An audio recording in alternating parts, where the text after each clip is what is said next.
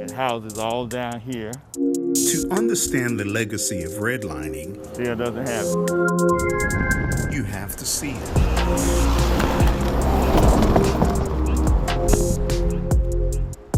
We moved in 1959. See it from up high. We were the first black family on Stockton Street.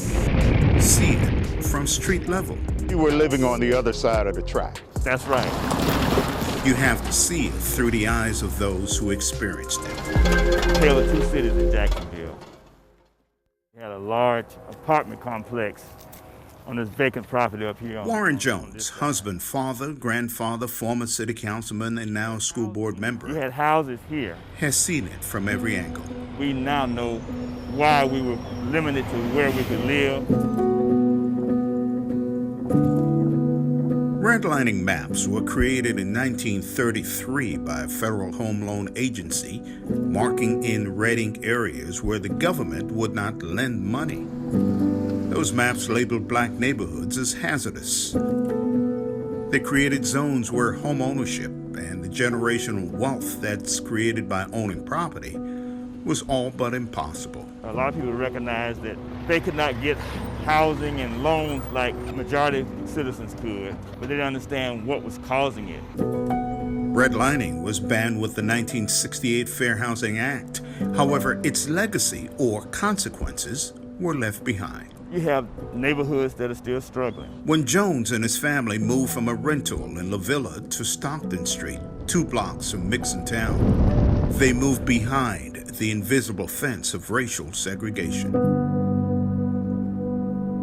And I had to come to Forest Park because the school system was segregated. It was a neighborhood school in a red-lined community built near environmental hazards. Forest Park was built in the same block as the incinerator that burnt all the garbage in Jacksonville, and the same block that they had the dog pound where they killed the dogs. Jones says also in the same block, a slaughterhouse. Where they slaughtered hogs and pigs and cows, and only a few blocks from the place where they slaughtered the chicken. Jones says the children played in 2 open areas near McCoy's Creek.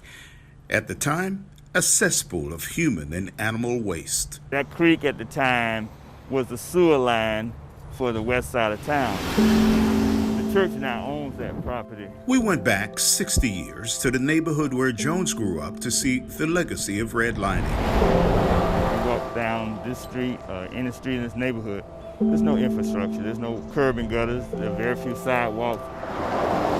A number of homes have since been demolished. Many of the environmental hazards are now gone, and while those who were able to move have moved, the community remains plagued by poverty, crime, and illness. Home ownership is the key to growing wealth, and unfortunately, many people in this community did not have that advantage. Studies have shown almost all redline neighborhoods are worse off today.